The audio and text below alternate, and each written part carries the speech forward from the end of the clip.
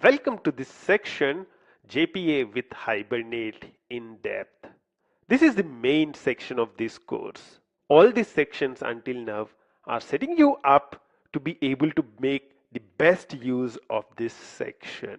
In this section, you'd learn the basics of entities and the different annotations.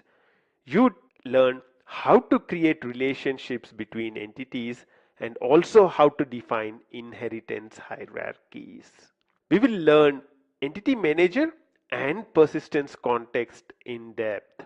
We will also discuss about the various ways of querying data from the database using JPA, JPQL, native queries, and criteria API.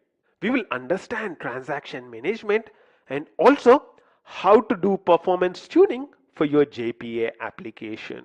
We will also discuss how to implement caching with first level and the second level caches.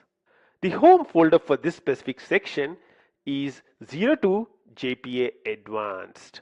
Once you get into this section, you'd see the details of all the 85 steps and the complete code example at the end of the section.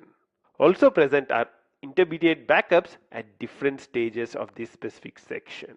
I welcome you to the most important section of this course, and I will see you in the first step.